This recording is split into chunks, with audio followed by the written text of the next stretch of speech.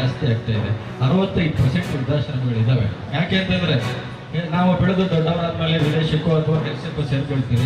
ತಂದೆ ತಾಯಿ ನಮ್ಮನ್ನು ಯಾವ ರೀತಿ ಬೆಳೆಸಿದ್ರು, ಅವ್ರ ಕಷ್ಟ ಏನು ಅನ್ನೋದನ್ನ ನಾವು ಮರ್ಕೊಂಡ್ಬಿಡ್ತೀವಿ. ಆದರೆ ಮಕ್ಕಳು ಆ ರೀತಿ ಮಾಡಬಾರ್ದು.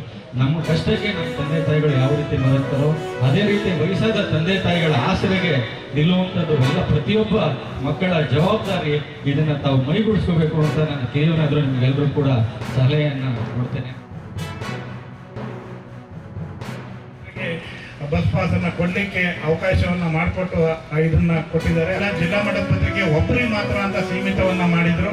ಅದನ್ನ ಫೋನ್ ಮಾಡಿ ನನ್ನ ಎದುರುಗಳಲ್ಲೇ ಫೋನ್ ಮಾಡಿ ಅದು ಜಿಲ್ಲಾ ಮಟ್ಟದ ಪತ್ರಿಕೆ ಇರಲಿ, ಪ್ರಾದೇಶಿಕ ಪತ್ರಿಕೆ ಇರಲಿ, ರಾಜ್ಯ ಮಟ್ಟದ ಪತ್ರಿಕೆ ಇರಲಿ, ಯಾವುದೇ ಪತ್ರಿಕೆ ಆದರೂ ಕೂಡ ಆ ಪತ್ರಿಕೆ ಬಳಗ ಏನಿರುತ್ತೆ ಆ ಜಿಲ್ಲಾ ಕೇಂದ್ರದಿಂದ ಹಿಡಿದು ಎಲ್ಲ ತಾಲೂಕುಗಳಲ್ಲೂ ಕೂಡ ಪ್ರತಿ ವರದಿಗಾರರಿಗೆ ಅವಕಾಶವನ್ನು ಬಸ್ ಪಾಸನ್ನು ಕೊಡುವಂಥ ವ್ಯವಸ್ಥೆ ಆಗಬೇಕು ಅಂತ ಕೂಡ ನಿರ್ದೇಶ